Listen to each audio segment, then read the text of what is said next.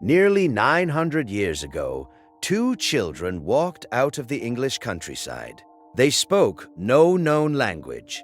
They ate nothing but raw beans, and their skin was green. Where they came from, no one has ever been able to say.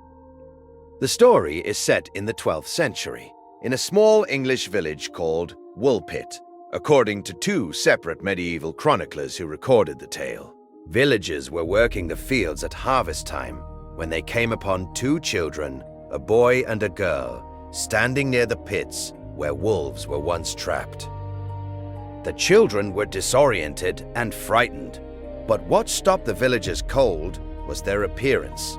Their skin was a strange greenish hue, unlike anything anyone had seen. The children couldn't understand a single word spoken to them, and they spoke a language no one recognized. Their clothing was unfamiliar too. The villagers, unsure what to do, took them in. But there was another problem. The children refused to eat. They turned away bread, meat, everything offered to them, growing weaker by the day. Then, by chance, someone brought in fresh beans still on their stalks. The children seized them eagerly. For a long time, raw beans were all they would eat. Sadly, the boy never truly adjusted. He grew sickly and, before long, he died.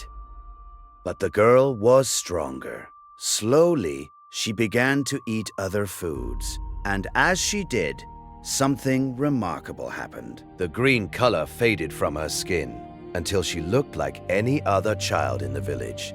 She learned to speak English, and once she could finally be understood, the villagers asked her the question that had haunted them from the start.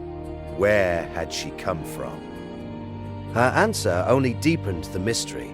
She described a strange homeland she called St. Martin's Land, a place, she said, where everyone had green skin like she once had.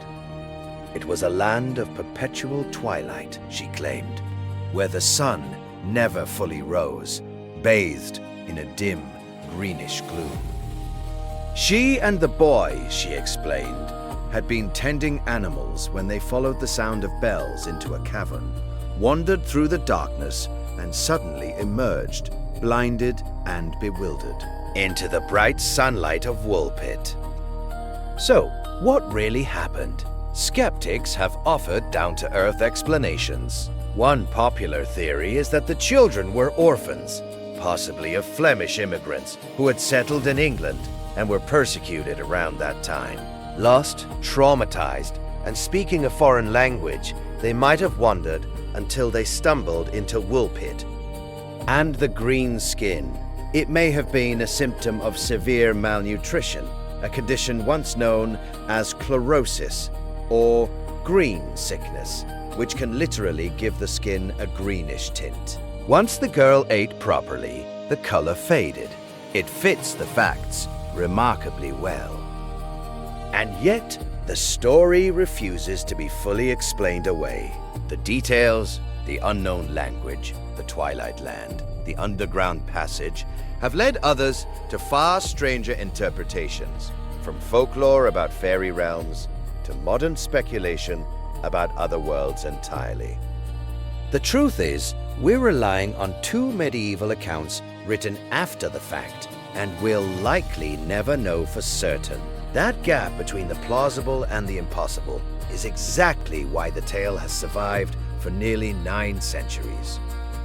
Two green children walked out of a mystery and into history, and only one walked back into the ordinary world. Whether they were lost orphans or something far stranger, the Green Children of Woolpit remain one of medieval England's most haunting and beautiful puzzles.